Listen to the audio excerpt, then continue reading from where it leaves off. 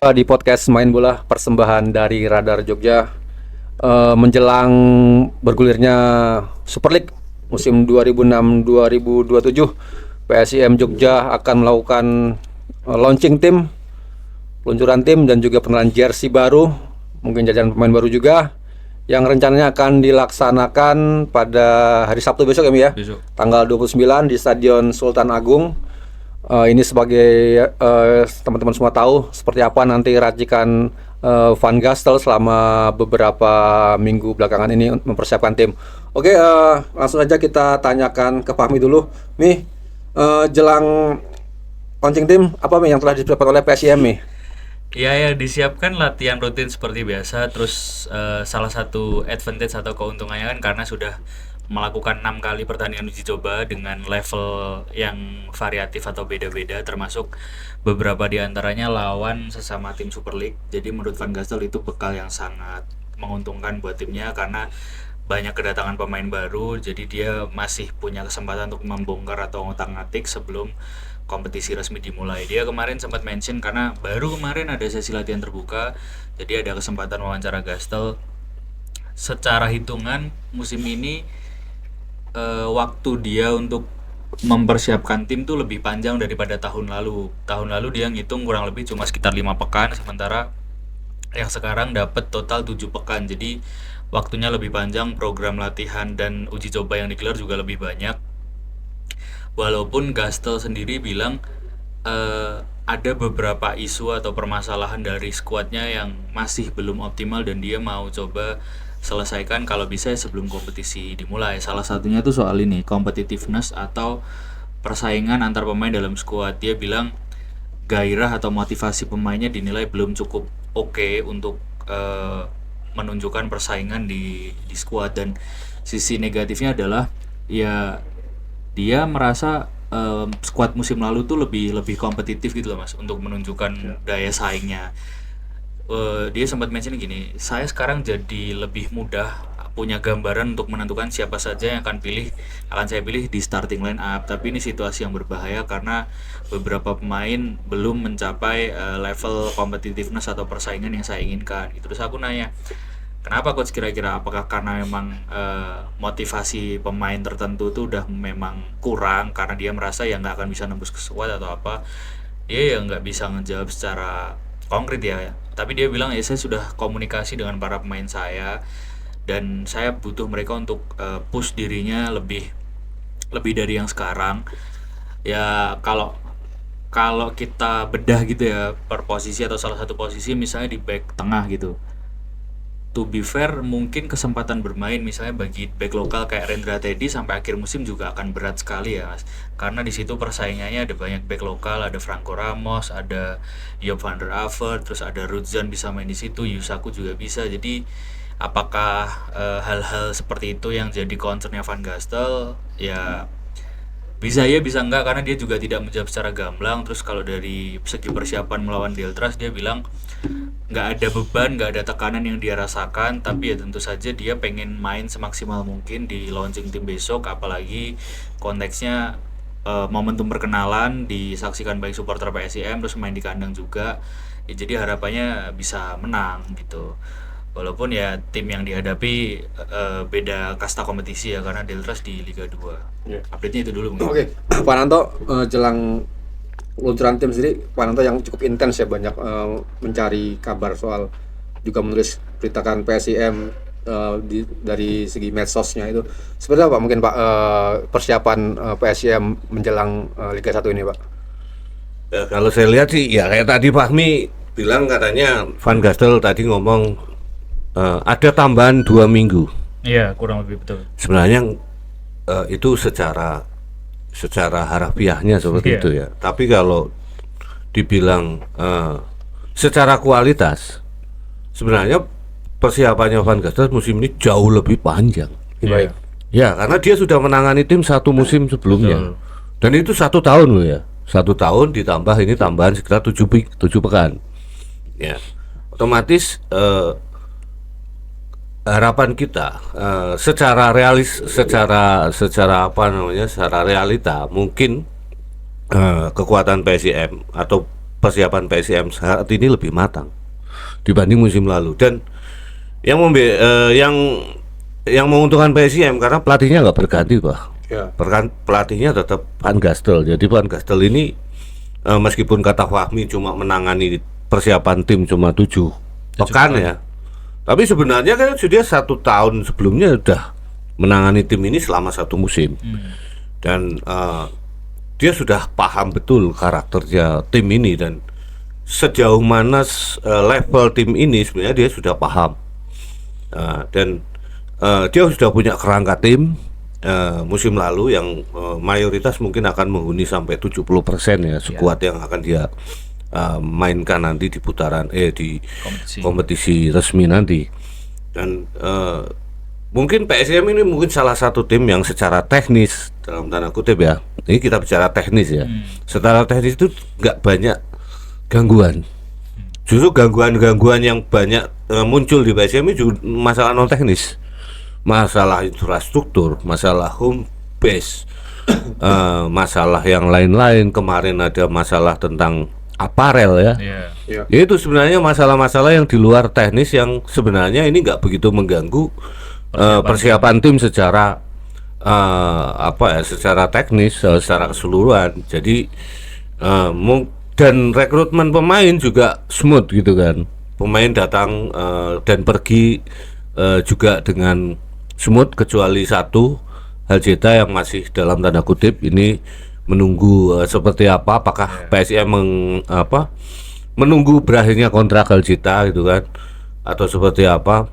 Ini mungkin masih menjadi problem bagi PSM. Tapi sejauh ini dengan penambahan pemain-pemain yang ada, saya pikir problem Haljeta ini nggak menjadi masalah besar kok bagi PSM. Dan Van Gastel kelihatannya juga tidak terlalu mempermasalahkan itu. Manajemen juga nggak terlalu mempermasalahkan itu kan. Dan dibanding musim lalu, sekarang terbukti dari uji coba ya, mungkin secara skor ini kan tidak di publikasi atau tidak diberitakan, tapi kan banyak banyak informasi-informasi di bawah lapangan ya, yang mengatakan hasil skornya gitu kan. Terutama kayak kemarin dengan Garuda Yaksa, katanya dalam tanda kutip PSM ini menang 3-1 gitu kan. Dengan Bali United ini 1-1, Persekapas juga 1-1, Bayangkara 2-2 Bayangkara 2-2 gitu kan. Ini memang berbeda dengan persiapan musim lalu. Persiapan musim lalu kan kelihatan sekali beberapa kali tim ini mengalami kekalahan ya. Ya memang ini pramusim. Skor itu bukan berarti namanya jaminan bahwa tim ini nanti akan bagus itu kan. Dan buktinya PSIM juga di awal-awal musim kemarin juga cukup oke kan. Dan yang paling menyesakan kan kalah 0-6 dari Bali United ini yang membuat Van Gastel ini menjadi terbuka matanya bahwasanya timnya ini belum cukup kuat untuk menghadapi kompetisi Super League musim lalu sebenarnya. Nah sekarang kondisinya ini jauh lebih ideal. Nah jadi saya pikir persiapan musim ini lebih baik dibanding musim lalu, dan pemain-pemain yang didatangkan ini mayoritas juga kan atas rekomendasinya Van Gastel. Ini sangat penting. Ini sangat penting karena Van Gastel tidak terima pemain apa adanya ya, tapi dia juga ikut memilih lah, ikut merekomendasikan pemain-pemain ini. Ya cuma bedanya kemarin ada Razi, sekarang nggak ada Razi gitu kan. Itu yang mungkin kemarin Van Gastel juga ngomong bahwasanya dia harus melakukan penyesuaian dengan tidak adanya Razi ini. Dia harus mengadakan penyesuaian. Nah kata penyesuaian ini adalah sebuah kiasan untuk memperhalus. Sebenarnya di situ dia juga ada lubang yang ditinggalkan ya, benar. Ada sedikit gangguan bagi dia gitu dalam melakukan pembentukan tim ini. Cuma dia diperhalus bahwasanya dia harus melakukan penyesuaian ini, dan saya pikir sekarang sudah smooth, manajer juga sudah ada. Agenda-agenda yang diwacanakan oleh PSM juga sudah berjalan. Kemarin lawan Bali United uji coba terakhir kemarin ya Mia. Dan sebelum lawan Garuda Yaksa ya. Jadi ada 2 uji coba yang cukup menarik sebenarnya, dan kelihatannya dari 2 uji coba ini yang pertama lawan Bali, Van Gastel mengatakan dia sangat puas dengan performa timnya, terlebih lagi dengan ada beberapa kombinasi antara pemain lama dan pemain baru. Terus yang berikutnya lawan Garuda Yaksa, dan Garuda Yaksa ini justru malah muncul kekhawatirannya Van Gastel karena pemain-pemain yang ada di kubu PSIM ini seolah-olah sekarang terkesannya itu sangat nyaman gitu kan. Jadi tidak ada intensitas persaingan untuk memperebutkan tempat utama. Ini menarik ya, karena apa? Karena Van Gastel menginginkan ada beberapa pemain ini bisa naik level kan. Terutama tadi yang dibilang Fahmi ini juga cukup menarik. Van Gastel sempat menyinggung bahwa timnya musim lalu ini lebih baik dengan timnya musim ini gitu kan, karena tingkat persaingannya ini lebih solid, lebih besar. Lebih besar musim lalu dibanding musim ini kan.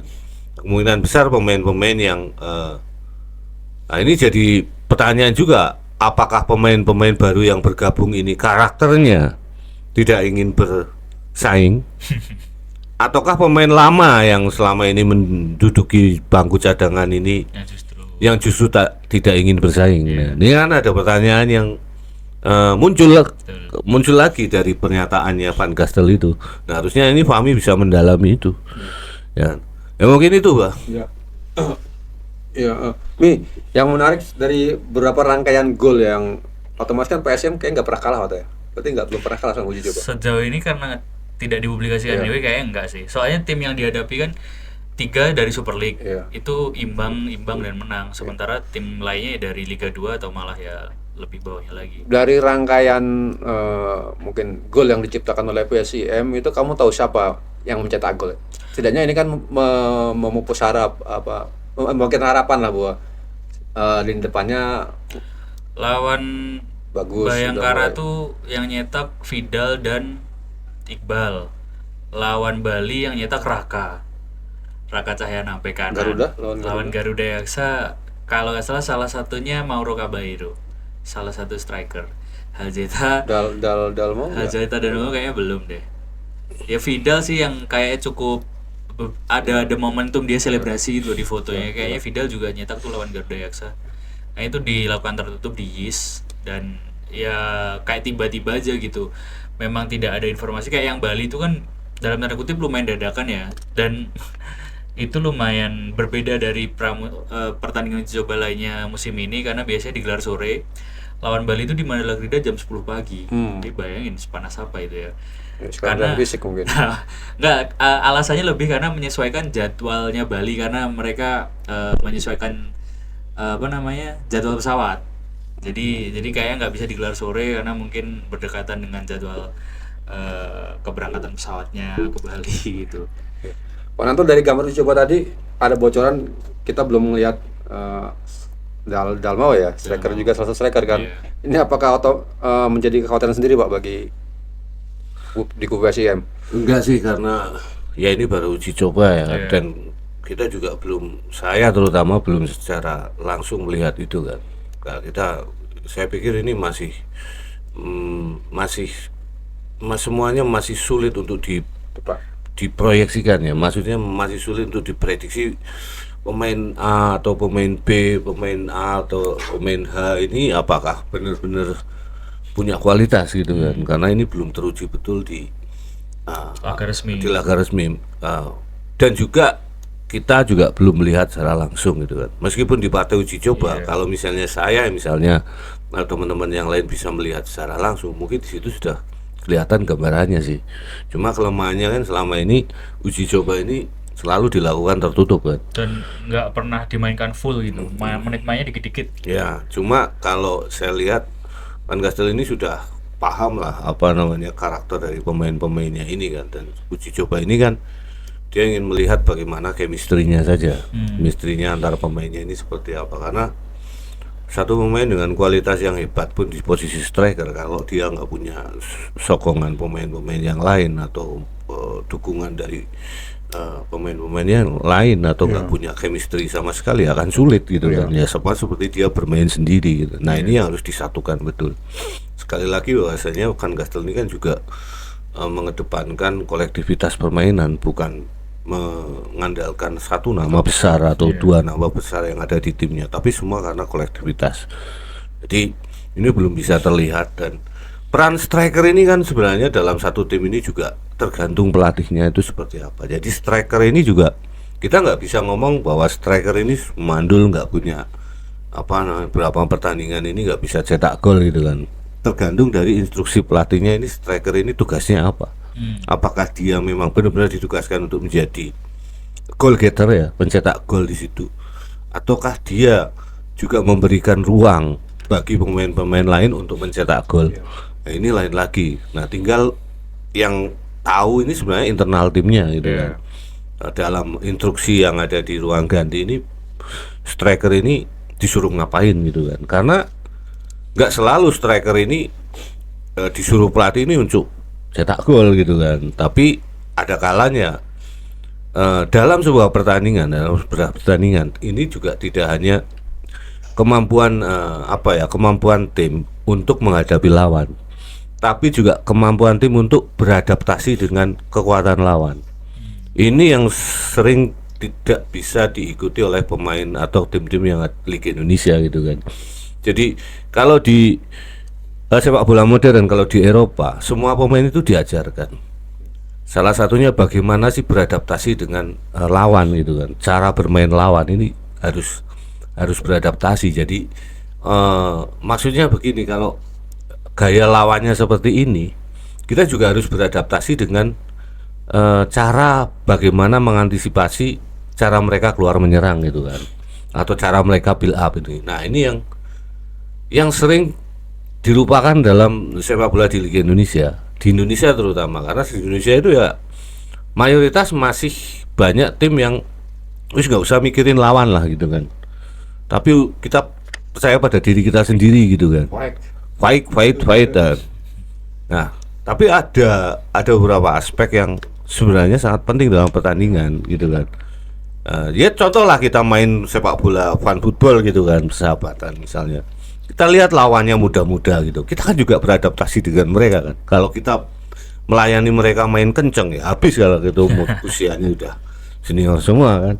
Nah, ini yang dimaksud dengan adaptasi dengan permainan lawan, dengan karakter permainan. Nah, inilah. Jadi sepak bola ini memang nggak sekedar hanya menendang bola ke depan, gol gitu kan, crossing dan sebagainya, tapi banyak aspek-aspek yang ternyata ini juga harus dipahami betul oleh pemain ataupun pelatih gitu kan. Nah, pelatih yang baik biasanya, pelatih yang pintar biasanya juga mengajarkan pemainnya untuk bisa beradaptasi dengan permainan lawan gitu. Jadi nggak melulu kalau ya ibaratnya lawan ini seperti tembok tebal, ya pelatih itu kan tabrak ya hancur gitu kan. Nah, harus beradaptasi dengan tembok tebalnya ini seperti apa gitu kan, apa gunakan dinamit atau apa gitu. Itu lah. Aku nambahin dikit ini. Di sesi latihan kemarin itu ya, ini kan secara countdown atau hitungan sudah kurang dari ya menuju kick off launching tim baru besok, terus ya seminggu lah kurang lebih menuju pentas Super League. Terus kayak aku tuh sempat tanya coach, sudah punya pakem atau kunci starting 11 belum? Dia bilang saya sudah punya gambarannya siapa saja, tapi ini bisa saja berubah nanti di tengah kompetisi ketika berjalan. Ya kayak tadi mungkin benang merahnya adalah ketika ada pemain tertentu yang dia bisa meningkatkan atau improve dirinya, bisa aja yang tadinya starting bisa kegeser di posisi yang sama. Nah, di sesi latihan kemarin itu ya seperti biasa, Van Gassel kan memang membiasakan atau memetakan pemain kayak jadi beberapa section gitu Mas. Latihan kiper sendiri, terus ada yang dipakein rompi warna tertentu. Oh, besar kemungkinan nih starting 11 atau pemain utama, yang sebelah sana cadangan. Nah, di pemain yang satu sesi latihan itu aku punya asumsi kayaknya itu yang akan dijadikan cadangan, apalagi Gassel juga udah bilang ya kita sama-sama tahu ada regulasi yang boleh dimainkan secara langsung hanya 7 pemain asing, 9 pemain asing masuk DSP, dan harus 2 yang tidak dibawa ke squad gitu. Bukan berarti kedua pemain itu jelek, bisa saja dia bagus tapi tidak sesuai dengan game plan saat itu. Terus di sesi latihan kemarin dan sebelumnya aku juga sempat ngelihat 2 pemain asing yang latihannya terpisah tuh Yusaku dan Haljeta. Jadi Yusaku dan Haljeta kemarin tuh latihannya bareng, ya nama-nama kayak Gulam, Diandra Diaz, terus Teddy, terus kemarin tuh ada Ahmad Agung juga. Ya asumsiku sih mungkin mereka bukannya terus jelek gitu ya, tapi ya bukan first optionnya Van Gastel, dan yang memimpin latihan itu asisten pelatihnya, karena Gastel kemarin fokus di area lainnya, yang itu ya diisi Z, Vidal, Ramos, terus beberapa pemain asing baru ya Rudzan, Adrian Pursicki itu di situ, Adrian Dalmau itu di situ. Besar kemungkinan itu yang akan jadi starting 11 atau pakem ke-11-nya Gastel itu. Iya. Yang ingin saya tanyakan pakem itu, terutama di back tengah ya. Van Gastel masih mempercaya Mingo dan Job Avert. Kemungkinan itu. Nah, kemarin tuh aku juga ada wawancara sama Rudzan toh, yang dari Republik Ceko. Aku nanya, sebenarnya natural atau paling nyaman posisimu di posisi apa? Dia bilang, saya nggak tahu ya kalau ditanya kayak gitu, tapi saya bisa main di center back, back tengah, atau back kiri. Terkuatnya Kidal, dia kaki kiri, dan fokus saya di musim ini adalah saya harus mendapat menit bermain sebanyak-banyaknya. Jadi dia nggak masalah mau dimainkan di posisi manapun. Terus ini juga kemarin dapat informasi dari internal PSM, Ondrej Rudzan itu di squad saat ini VO2 max-nya tertinggi. Oh iya. Iya. Jadi dia sering kali atau memang hampir selalu latihannya ya bareng tim yang itu tadi, Z, Vidal, Ramos itu tadi. Kayaknya dia akan mengamankan satu tempat sih, feelingku. Dan selama 7 pekan kamu lihat selama latihan ya mungkin, apakah nantinya peran dari Z Valente yang selama menjadi motor bisa tergantikan oleh pemain lain? Ada yang menggantikan dia? Enggak. Belum ada. Belum ada, karena pemain yang didatangkan PSM musim ini kan juga nggak ada yang setipe atau karakternya mirip Z ya. Mungkin salah satu yang cukup mendekati itu Marvin Loria. Tapi Marvin Loria pun Winger ya. iya, dia mungkin ability-nya akan lebih baik dimaksimalkan di winger ya. Di winger kiri saingannya sama Abioso. Jadi posisinya Z hampir pasti mengamankan satu tempat sih. Dia tandemnya nanti jadi Adrian Pursicki. Ya, Pak Nanto, tadi Fahmi jelasin, artinya di musim depan lagi-lagi mungkin PSIM Jogja masih akan bergantung pada Z Valente nih Pak, untuk jadi motor penggerak tim. Ya kalau nggak bergantung pada Z Valente berarti ada apa dengan Z Valente gitu ya. Justru aneh kalau PSIM nggak bergantung pada Z Valente sebagai motor tim, karena Z Valente ini salah satu pemain yang langka ya. Pemain langka, dan ini keuntungan besar bagi PSIM sebenarnya dapat Z Valente. Meskipun dalam tanda kutip banyak netizen juga yang mengkritik Z Valente terlalu individu dan sebagainya. Tapi kita lihat Z Valente itu punya kontribusi yang besar dalam setiap kemenangan ataupun perolehan poin bagi PSIM gitu kan. Dan saat Z Valente nggak main, kelihatan sekali permainan PSIM ini seperti nggak punya nyawa gitu kan. Ya memang ada plus minusnya gitu kan, tapi lebih banyak plusnya karena apa? Karena kita punya Z Valente. Coba kalau nggak ada Z Valente, akan mainnya seperti apa PSIM gini kan? Nah ini kan pasti tugas berat juga bagi seorang pelatih untuk menggantikan posisinya Z. Saya pikir Van Gastel ini juga beruntung juga punya Valente gitu kan. Dia juga paham itu, dan kan apalagi dia seorang pelatih yang punya pengalaman luas ya. Dia juga seorang deep player. Playmaker dulunya kan. Sebenarnya lebih condong ke posisi nomor 6 sih si Van Gastel ini, sehingga dia paham betul bahwa setiap tim harus punya pemain yang kayak Z Valente ini. Nah sayangnya PSIM ini memang nggak punya pengganti substitusi dari Z. Memang sosok pemain yang sekualitas Z ini akan sulit dicarikan substitusinya. Karena apa? Kalau muncul pasti sudah diambil klub lain dan dia masuk first tim utama. Iya, Rivera, Messi. Iya, pasti dia pemain yang sekali seperti Z Valente ini jaminan starting. Ya akan jarang untuk dijadikan substitusi gitu kan. Kecuali ada masalah dengan karakter ya. Oh iya. Ya, sama masalah non teknis lainnya gitu kan. Pasti itu juga akan berpengaruh terhadap keputusan pelatih. Tapi saya pikir kalau misalnya misal nggak usah jauh-jauh, misalnya kalau di PSIM ini muncul pemain muda yang punya karakter kayak Z Valente, ya kan, dan dilihat oleh klub lain, pasti sama klub lain diambil. Bisa jadi dia akan dijadikan starter gitu kan. Tebus kontrak ya. Ya makanya beberapa waktu yang lalu saya juga sempat mikir, kenapa ya PSIM ini nggak mencoba mencari sosok yang bisa pelapisnya Z gitu Ya, kan. Tapi sekarang di logika saja, pemain kayak Z ini sekarang ini langka gitu kan. Kalau muncul satu, dia pasti juga diambil tim lain, ya kan? Karena semua tim butuh sebenarnya pemain kayak ini gitu loh. Dan ini akhirnya membuat pemain kayak dia, terus kayak Messi Doro contohnya, Iya, ini nggak ada substitusinya. betul. Kalaupun ada substitusinya atau yang selevel dengan dia, pasti dia juga akan diambil tim lain untuk masukkan ke skuad utama, bukan sebagai pelapis. Kecuali pemain ini muncul dari akademi klub setempat gitu kan. Bisa jadi seperti itu. Tapi sekarang di lokal player yang ada yang tumbuh dari sepak bola Indonesia kan nggak ada pemain-pemain yang sekali seperti Z. Dulu ada Evan Dimas lah mungkin. Oh, Iya kan, Iya. ada Evan Dimas, terus zamannya Ansari Lubis juga ada, Ansari Lubis, Fahri Suzaini, tapi sekarang kan sudah nggak ada lagi. Firman Utina juga sudah nggak ada. Ya, jadi ini yang membuat sosok Z ini nggak tergantikan di PSIM, dan dia sulit PSIM juga sulit mencari pengganti ataupun mencari pelapisnya sih, kan sulit. Ya sekarang bolehlah teman-teman netizen ngomong, wah kalau nggak ada, harusnya Pak cari pemain yang bisa menggantikan Z. Iya, tapi siapa? Kalau ada yang sekualitas dengan Z atau di bawahnya, dia juga pasti nggak mau main sebagai pelapis. iya. Ya karena pemain ini sangat langka. Nah, sekarang di Liga Indonesia yang kayak Z Valente, coba siapa? Ya starting di timnya masing-masing. Ya Jajah kan pasti starting. Rivera, Messi Doro, iya itu. starting semua. Iya. Nggak ada yang mau jadi pelapis, Iya. gitu. Ya toh. Atau Mbaye mungkin Iya. pasti mahal starting. pasti. Iya. Nah inilah yang membuat sosok seperti ini yang sulit digantikan. Jadi itu konklusinya mungkin Bah. Awalnya saya juga goblok bener sih manajemen PSM ini nggak nyari pelapisnya sih. Karena kalau sih nggak main, Ada yang ada yang hilang. setipe betul.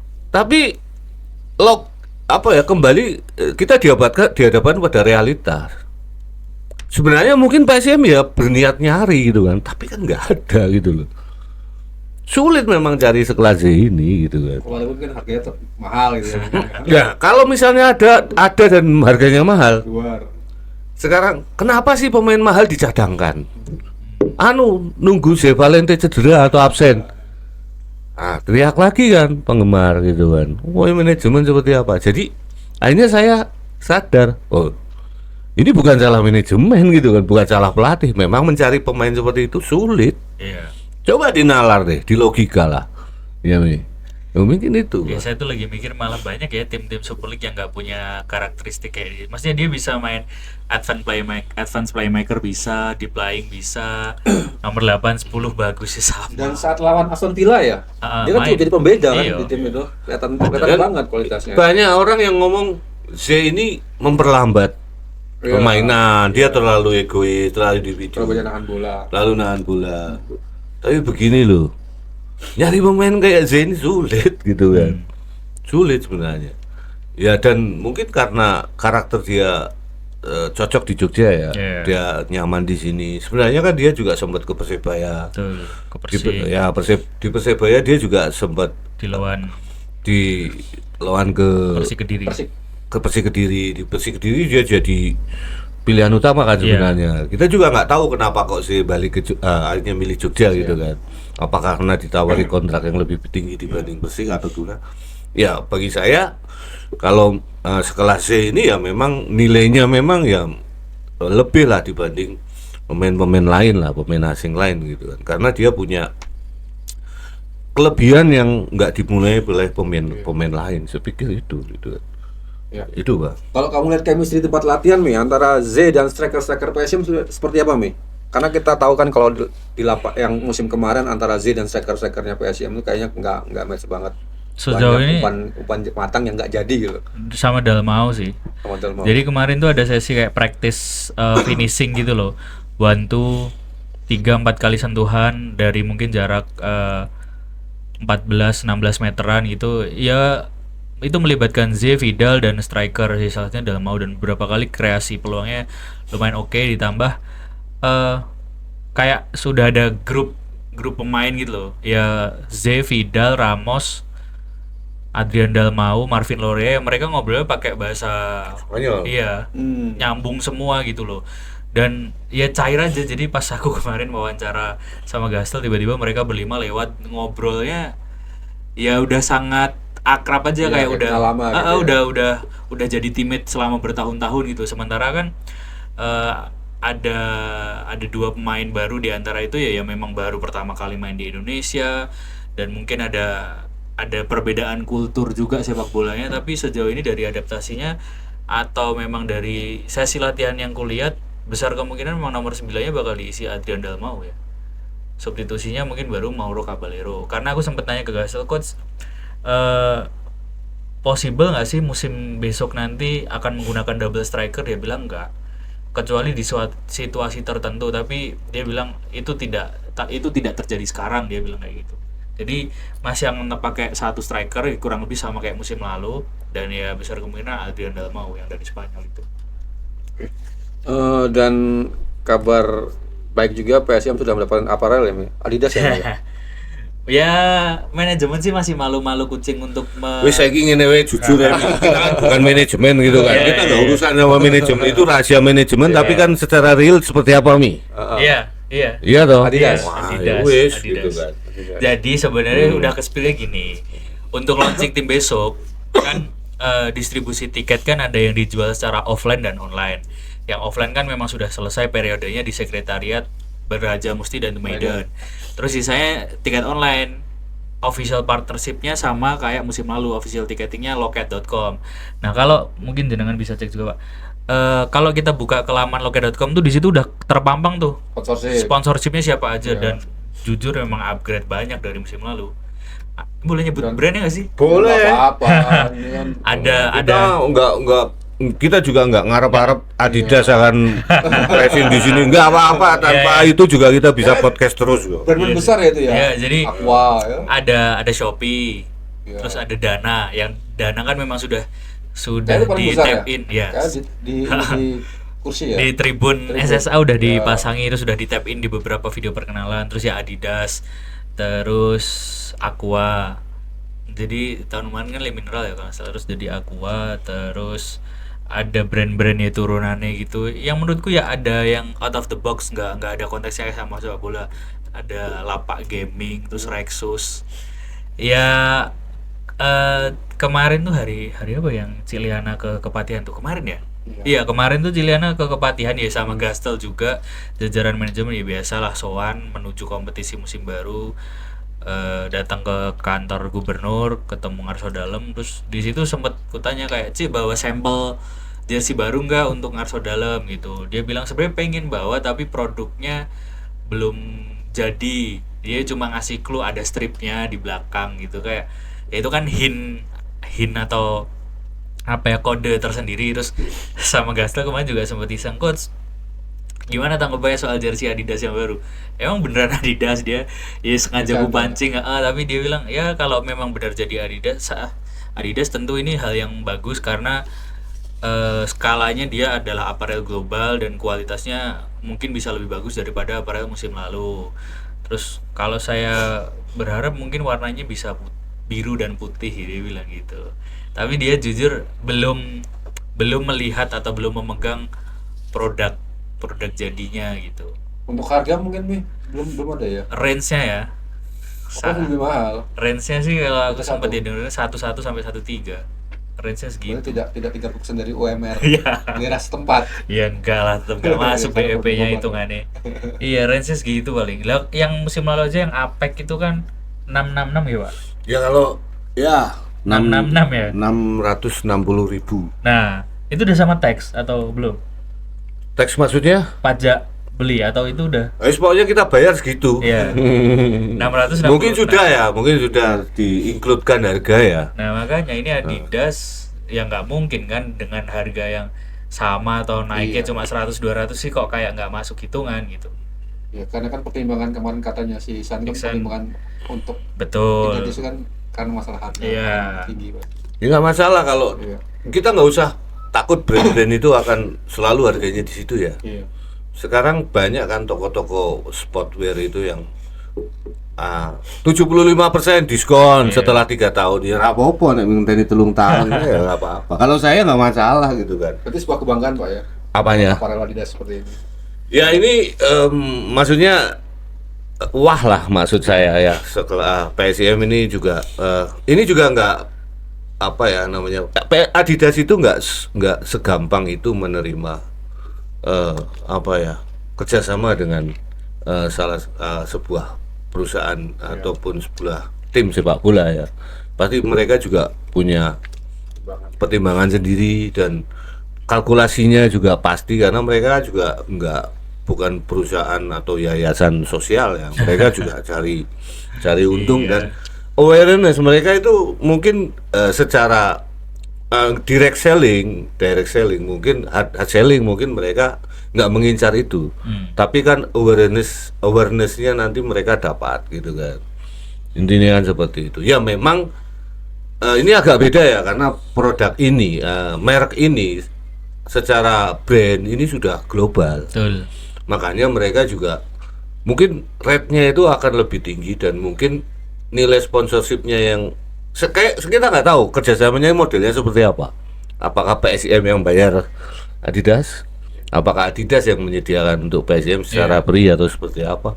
Atau Adidas justru juga ngasih kontribusi cash money, prize money atau ke apa seperti apa gitu kan? Kita kan nggak tahu selama ini kerjasama dengan aparel itu seperti apa, hitam di atas putihnya kan kita nggak tahu. Terutama tim Indonesia ya. Betul. Terutama tim Nggak ada publikasi apapun. Ya, jadi ini memang yang ya karena semua tim sepak bola profesional di Indonesia sekarang ini badan usahanya ini PT. Ya. Jadi mereka berhak untuk dan tidak semuanya kan yang go public. Jadi mereka juga berhak untuk tidak mempublikasikan kerjasamanya itu. Betul.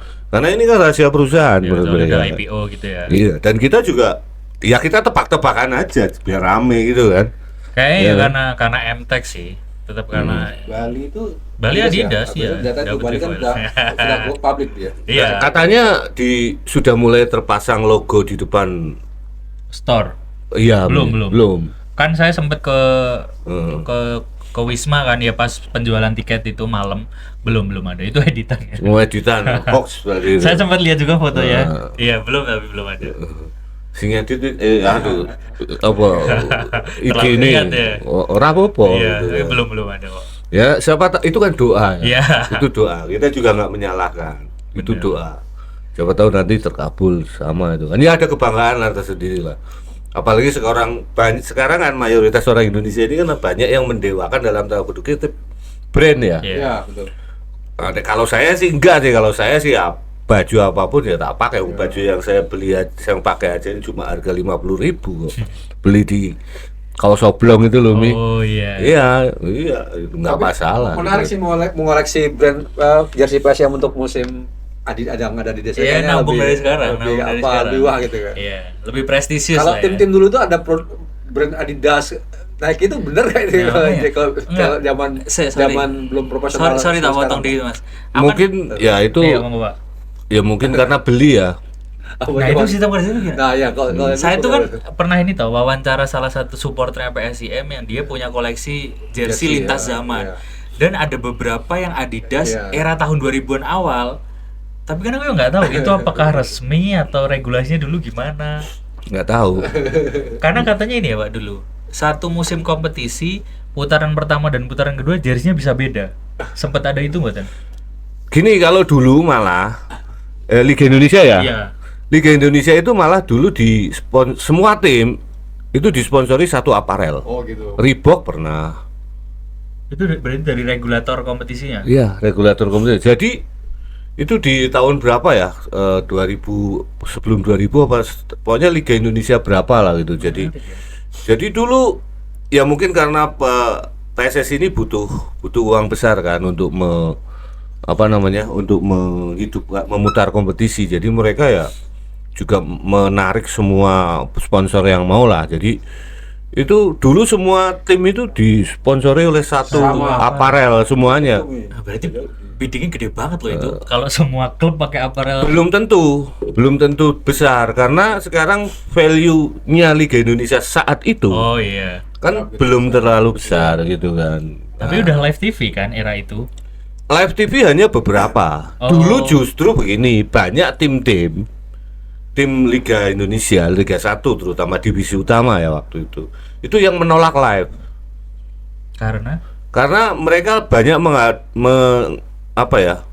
berharap dengan kedatangan penonton ke stadion. Kalau live penonton itu mending nonton di rumah. iya, nonton di rumah gitu kan.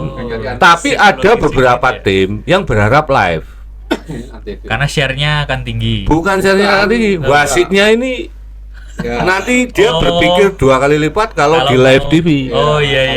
Ya, gitu. Karena dulu, ini kita bicara dulu ya. Psikologisnya. Banyak hal-hal yang menurut saya nggak masuk akal di lapangan gitu loh. Menurut saya, menurut keyakinan saya gitu loh. Keputusan wasitnya. Iya, keputusan wasit banyak yang nggak masuk akal. Gitu. Karena saya dulu pernah tanya sama kayak pengurus klub gitu ya, nanya, Pak, dapat uang lap siar tuh berapa sih? Uang lap siar apa nggak pernah? Dulu nggak ada, dulu nggak ada. Sekarang pun juga kemungkinan nggak ada. Belum ya? Belum kayak luar negeri. Belum, karena sekarang hak siar itu kan dipegang satu broadcasting. Iya. Broadcaster ya. Kalau ini harusnya ada distribusi hak siar ini. Mungkin distribusi hak siar itu dijadikan satu, Akumulatif. diakumulasi oleh ya. Subsidi klub awal tahun ini. Ya, yang sekarang kan naik jadi 7 miliar. 7 miliar dari 19 miliar. Nah, mungkin itu diakumulasikan itu. Kalau dulu subsidi klub itu nggak ada. Iya, betul. Sekarang ada subsidi. Sekarang ada subsidi klub dan ada insentif tambahan juga nanti ketika memainkan pemain U23. Ya berarti kan PT Liga. Iya. Ini I-League ya. Ini semakin majulah dalam sisi komersialnya ini kan. Nah, ini yang kita harapkan nanti seperti itu. Dan kita sih berharap masing-masing klub ya pasti berharap mereka punya broadcast sendiri. Betul. Iya, benar. Jadi mereka boleh bekerja sama dengan stasiun broadcast dimanapun gitu kan, yang mau harusnya seperti itu gitu. Nah, harusnya gitu, karena dari broadcast ini memang tinggi sekali. Ya tergantung lah. Kalau tim-tim sekelas kayak Persebaya itu mereka pasti sangat setuju kalau misalnya dibebaskan untuk memilih broadcast ya. Iya. Pasti dibebaskan. Tapi kalau tim-tim yang agak sulit dan basic supporternya juga sedikit, ini juga nilainya mungkin nggak sebesar dengan kayak Persebaya, Persija, Persib gitu kan. Nah, ini yang masih jadi masalah, dan itulah yang jadi pemikirannya I-League mungkin ya, sehingga ya udahlah kita kasih rata semuanya gitu kan. Jadi klub besar, klub kecil ya dikasih subsidi yang sama. Iya. Itu kecuali nanti ada tambahan insentif dari memainkan pemain muda. U23. Betul. Ya ini ya Liga Indonesia ini memang masih jauh dari kata ideal. Ya, dari misalnya Liga Inggris, Liga Italia, Liga Jepang itu masih jauh dari itu. Cuma dari 5 tahun belakangan ini sudah ada perkembangan yang cukup signifikan. Nah, kalau netizen sekarang yang usianya mungkin 19 tahun, 18 tahun atau sekitar itu 20 tahun, 25 tahun. Kalau mereka ini waktu Liga Indonesia di tahun-tahun 90-an sampai 2000 mereka menyaksikan itu, mungkin asumsinya agak beda. Saya nggak sempat nonton. Nah, kayak Fahmi sendiri kalau misalnya dari dulu dia sempat menyaksikan di era-era itu ya, mungkin pandangannya terhadap Liga Indonesia sekarang ini jauh agak sedikit berbeda. Gitu, bisa membedakan lah Mi. Iya. Gitu, ini gitu. Saya sih harapan itu udah ada perubahan, apalagi lapangannya nggak becek kayak dulu. Kalau dulu kan kayak lapangan Ya, sapi. sekarang mayoritas tim berlomba-lomba untuk nggak cuma stadion dengan lapangan yang bagus, tapi tempat latihan yang bagus dengan rumput yang bagus. Nah, sekarang ini ya perusahaan penyedia yang bergerak dalam penyediaan lapangan sepak bola ini juga sudah berkembang. Kan di Boyolali itu kayak Lestarindo itu kan sudah mulai tumbuh. Dulu nggak ada perusahaan yang seperti ini. Gitu. Sekarang mereka hidup dari itu. Kontraktor. Iya, dan ini ya bagus, maksudnya ekosistem bisnis sepak bola Indonesia ini sudah mulai tumbuh. Ya, ya tentu dengan adanya apa ya? Adanya kesadaran klub, dan klub ini malu lah misalnya kalau lapangan stadionnya jelek gitu kan. Kan malu kan. Supporternya juga pasti malu juga kan. Nah, ini menarik gitu kan. Jadi ya ini ya kita berharap depannya 5 tahun ke depan ya kita berharap semua tim ya juga punya training ground sendiri. Iya. Itunya minimal gitu. itu ya. Berapa tiket yang disiapkan oleh Panpel nih? Belum ada angka fix yang dikeluarkan, tapi kemarin dari obrolan dengan ya tim internal PSIM range-nya sekitar 9 sampai 10 ribu untuk launching. Banyak ya. Iya. Dan sudah ada di loket ya, Iya, loket.com. karena ini untuk launching tim mekanisme penjualannya tidak sesaklek pas kompetisi resmi musim lalu. Jadi bisa beli tiket untuk KTP atau NIK non DIY juga bisa. Oh, semua bisa. Iya. Dan apakah harga tiket uji coba nanti akan menggambarkan untuk tiket Liga 1? Karena Bisa untuk jadi ya. VIP 200.000. Iya benar. Bisa jadi kayaknya ini Ya, jadi 200.000. semacam uji pasar gitu loh, tes pasar gitu loh, Mas. Jadi launchingnya di range segini, melihat juga penerimaan atau daya beli dari publik seperti apa. Terus nanti itu akan mengerucut pas kompetisi udah mulai. Karena kan secara hitungan atau mungkin manajemen punya bargaining power, kayak mereka sudah menambah single seat, meningkatkan lux atau intensitas cahaya di SSA ya. itu. Jadi kalau tiket nggak dinaikkan ya mungkin akan sulit untuk menutup berbagai pengeluaran yang sudah dilakukan di awal musim itu. Ya kayak benar dari launching ini aja paling mahal di VIP tuh 200.000. 200. Betul. Utara Selatan 200. Musim lalu tuh kalau nggak salah 175 paling mahal VIP. Jadi memang di setiap kategori ada kenaikan. Nah, PR-nya buat Buat supporternya nih. penuhi Ya. stadion. Apalagi kan gini. Besok tanggal 29 ini launching tim, terus tanggal 5 udah main lagi di SSA. Oh iya. Iya, ibaratnya lawan cuma selisih seminggu Persib tau. lah ya. Cuma selisih seminggu, dan apakah mungkin kan ada aja ya orang-orang yang berpikir mending nonton di laga perdana aja. Toh secara momentum itu mungkin jadi lebih besar karena bertepatan dengan anniversary ulang tahun ke-97-nya PSIM gitu. Pasti ada aja kayak gitu. Ya semoga harapannya rame ya besok, karena ada, maksudnya kan besok tuh nggak cuma Apa aja sekedar- rangkaian acaranya? ada Sudah ada rondonya kok. Iya. Itu jadi open gate itu mulai jam 12. betul panas-panasnya SSA kuwi sapa sih Rono jam Terus 12. jam mainnya itu setengah 4. Empat. Iya. Nah, setelah itu setengah 6 selesai break. Baru peluncuran jersey baru. Iya, dan Setelah sponsor. itu baru musik. Sebenarnya kurang lebih sama kayak tahun lalu pas di Mandala Krida secara round dan garis besar ya. Yang membedakan cuma ada hiburan musik itu. Tapi aku sempat kontakkan sama ada namanya Mas Akbar. Dia yang tadi aku ceritain yang kolektor jersey itu loh, Mas.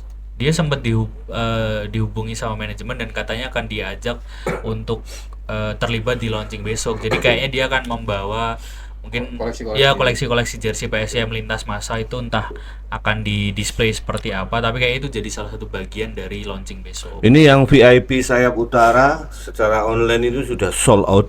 Yang Yang 200.000. Karena jumlahnya juga 300 kalau nggak salah itu. Ya 200.000 kali 300 berarti berapa? Ya mungkin karena ini undangan juga ya. Iya ya betul, ada beberapa yang complimentary. Gitu. Terus yang 200.000 sayap VIP sayap selatan ini masih available. Tribun utara 75.000 masih. Tribun selatan juga 75.000 masih Itu yang nggak ada bangku ya? Maksudnya Single seat single seat enggak. enggak. Tribun timur 120 Nah, itu yang ada single seat. ribu masih available. Itu. Ujung itu. Ini yang di loket, Pak. Kalau mau nonton, Iya. Coba ke bawah di scroll. kalau mau nonton teman-teman ramaikan stadion. Ada ini nggak? Saya tadi tuh mau ngecek yang sponsor. Nah, itu yang di situ, Pak, boleh jangan klik button. Ini Heeh. ya nggak bisa. Padahal sama kayak kemarin pertanyaan soal PSS Sleman. Dengan di musim keduanya ini dengan pemain-pemain yang Van Gastel juga ikut terlibat ya mungkin dalam memilih, apakah itu artinya filosofi Van Gastel ini akan lebih smooth, Pak, untuk musim ini? Jadi Van Gastel ini punya dua karakter ya.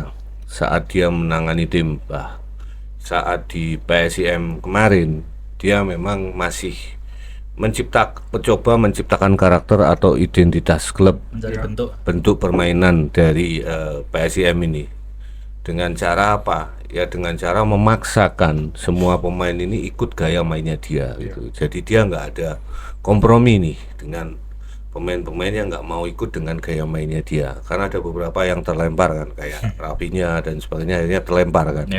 Terus kemudian pemain-pemain yang di loan itu kemarin itu juga akhirnya terlempar semuanya. Ini keluar dari gaya karakter permainannya Van Gassel ya. Meskipun juga itu tidak sepenuhnya benar, ada beberapa masalah lah yang yang benar. latar belakang yang itu. Tapi dengan masuknya pemain-pemain baru yang menjadi rekomendasinya dia berharap tim ini bisa lebih efektif. Jadi kemarin PSIM ini kurang efektif dalam penyelesaian akhir di depan gawang. Gitu. Dan banyak orang yang menganggap bahwasanya PSIM ini terlalu banyak melakukan delay permainan. Bola sudah di depan akhirnya ditarik lagi ke belakang. Ini sebenarnya apa? Ini sebenarnya instruksinya dari Van Gassel bahwasanya apa? Kalau memang tidak bisa melakukan penetrasi ke dalam kotak penalti, jangan memaksakan. Bola harus di-keep dulu aja. Maksudnya musim kemarin PSM ini lebih banyak fokus pada penguasaan bola. Jadi kadang kita melihat sudah sampai depan kok ditarik ke belakang lagi gitu kan. Back pass lagi, akhirnya terjadi kesalahan sendiri di situ, akhirnya terjadi counter attack. Nah, ini yang kemungkinan besar nanti akan dikurangi oleh Van Gassel gitu kan. Jadi dengan adanya beberapa pemain terutama di lini depan yang secara kualitas menurut Van Gassel lebih bagus dibanding kualitas pemain yang di musim pertama, saya pikir nanti Van Gassel ini akan bermain lebih direct, tapi tidak mengurangi karakter lamanya dia. Nah, karakter lamanya dia tetap seperti kemarin yang kita saksikan, cuma mungkin dia akan sedikit menginstruksikan pemain-pemainnya untuk lebih langsung ke depan gitu kan, langsung menusuk atau dan sebagainya. Dan saya pikir dengan kehadiran, saya nggak banyak nonton pergerakan Marvin, cuma dari cara dia mencari posisi, cara dia melindungi bola dan melewati pemain ini cukup menjanjikan kok. Kalau saya lihat sedikit ya. Nah, coba kita lihat besok saat menghadapi Persita ini seperti apa gitu kan. Nah, mungkin saat kemarin, mungkin lawannya ini kan juga sama-sama tim yang masih meraba-raba permainan ya. Nah, saya pikir Marvin, kemudian kalau Dalmau ini saya kurang banyak melihat highlightnya gitu kan. Tapi kalau Marvin ini kemarin cukup banyak, dan juga Caballero ini juga mainnya juga agak sedikit berbeda dengan Aljita dan sedikit berbeda dengan Dalmau. Ini agak sedikit bertenaga ini pemain ini. Ini pemain agak striker yang bertenaga gitu kan. Maksudnya dari situ kan kita lihat bahwasanya ada 3 tipikal striker yang berbeda di PSIM. Tinggal dipilih. Ini tinggal nanti Van Gassel maunya seperti apa gitu kan. Mau milih yang mana ini. Ini menunya ini sudah ada ini. Ya sama-sama misalnya pizza rasanya beda-beda ini kan. Ya kan. Nah, inilah misalnya pizza kan gampang, variannya banyak, tapi nah kita misalnya bicara mendoan yang rasanya kan ngono-ngono tok. Enggak ada mie mendoan yang topping keju kan belum ada kan. Makanya kita analoginya pakai pizza aja, bukan karena kita ke barat-baratan gitu kan. Ya itu aja. Itu mungkin Oke. Terakhir kemarin Van Gassel sudah akhirnya bertemu dengan Raja Keraton dan juga pengalaman ziarah. Pakai itu ya, ziarah. Apa kesannya Van Gassel? Itu sempat kutanyain juga tuh. Jadi kan itu 2 hari beruntun ya. Hari Rabu sorenya ziarah ke Kota Gede dan Imogiri, tapi Gassel ikutnya hanya yang di Kota Gede. Terus kayaknya hampir semua pemain asing cuma ikut yang di situ. Terus malamnya yang ke Imogiri cuma yang lokal sama staff. Dia bilang itu sesuatu hal yang baru tentu buat dia, terus bisa mempelajari budaya dan sejarah, karena dia bilang saya adalah penyuka sejarah, termasuk ternyata dia beberapa kali datang ke museum di Jogja, Sono Budoyo dan beberapa lainnya gitu, dia sempat datang. Ya, sesuatu yang cukup unik karena saya menggunakan pakaian Jawa, terus saya sempat kirim ke beberapa teman saya di Belanda dan enggak cocok buatmu kata dia kayak gitu. Terus pas selang sehari, yaitu hari Kamisnya kemarin, ke kantor gubernur di Kepatihan ya, ketemu Sultan. Jadi dia bilang itu juga sebuah kehormatan, kehormatan besar bisa bisa bertemu dengan raja. Ya saya membayangkan itu seperti saya bertemu raja raja kami atau raja saya di Belanda, itu pasti sebuah sebuah kesempatan yang besar gitu. Terus saya juga mendengar bahwa ayah Sultan yaitu HB9 punya sejarah dan histori yang sangat panjang dengan PSIM Jogja gitu. Jadi rasanya apa yang saya lakukan 2 hari ini juga membuat saya lebih memahami PSIM Jogja, karena ya ada konteksnya, dia ke Sultan, apa namanya, nyebut Sultan Agung, terus Laskar Mataram juga, jadi dia banyak dikasih informasi soal itu, konteks keterkaitannya tentang budaya, tentang sejarahnya PSIM itu. Musim lalu kan memang Gastel sebenarnya udah di PSIM juga tapi tidak sempat atau tidak ikut Iya, di ziarah. ziarahnya toh. Bahkan kalau nggak salah tuh musim kemarin hanya 2 pemain asing yang ikut, cuma Yusaku sama Rahmatso.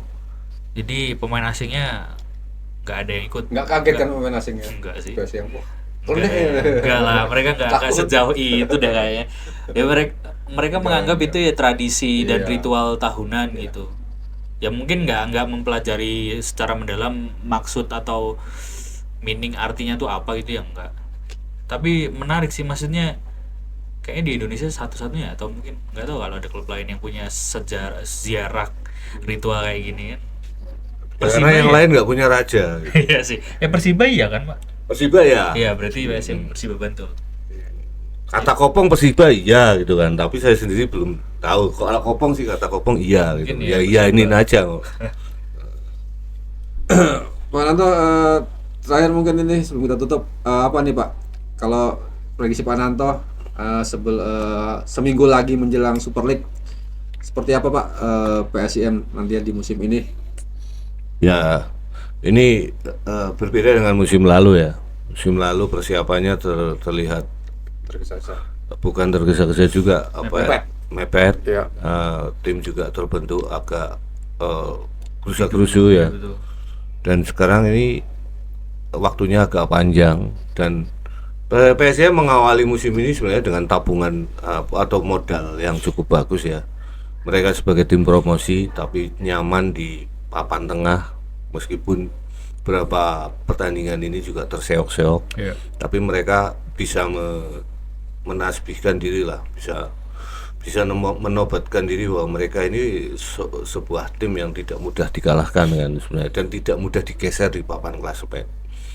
Jadi dan kemudian dari sisi permainan, PSM ini juga tidak pernah bermain bertahan Iya. meskipun menghadapi juara bertahan. Iya. Ya kan? Dan mereka selalu berusaha keras untuk bagaimana caranya agak bisa mendominasi permainan dan juga bisa membongkar pertahanan lawan, meskipun dari sisi kualitas pemain kadang ini nggak mendukung. Iya. Gitu kan. Ini musim lalu ya. Nah musim ini kita berharap banyaknya tambahan pemain yang memang sesuai dengan pelatih, ini akan menjadi modal yang bagus bagi PSM. Tapi banyak juga tim yang musim lalu tampil bagus dengan tambahan-tambahan pemain baru, tapi ternyata nggak perform gitu kan. Contoh misalnya kita bicara Dewa United saat mereka jadi runner up di musim sebelumnya ya. Kemudian mereka melakukan penambahan pemain karena mereka harus main di SCL. di Asia, dan mereka melakukan perubahan yang cukup banyak, pembeliannya juga wah-wah gitu kan. Tapi di pertandingan awal mereka cukup terseok-seok ini loh. Meskipun akhirnya tim ini bisa finish di posisi kalau nggak 7-8 ya, 7 lah ya mungkin ya. Pokoknya di atas PSIM ya. Benar. Ya, ini kembali lagi bahwasanya awal musim ini menjadi salah satu momentum yang paling penting bagi PSIM. Jadi kalau di awal musim PSIM ini bisa mengumpulkan poin dengan banyak, dengan baik seperti musim lalu, kondisi tim ini akan menjadi lebih smooth, akan lebih stabil. Tapi saat mereka di awal pertandingan, di awal kompetisi mereka akan kesulitan mendapatkan poin, ini akan berdampak pada internal tim, juga psikologis pemain atau psikologis tim. Nah, bahayanya apa? PSIM ini adalah tim yang belum stabil di Liga Indonesia. Beda dengan Dewa ya. Dewa memang usianya muda. Tapi kalau dari sisi stabilitas, tapi cara stabilitas tim ya, terutama dari sisi manajerial dan sisi finansial, mereka cukup kuat gitu kan. Nah, PSIM ini mungkin ya fondasinya ini belum begitu mapan seperti Dewa United. Intinya seperti itu. Jadi meskipun Dewa di awal-awal ini kalah banyak sulitan mendapatkan poin dan posisi mereka sempat terdampar di bawah ya.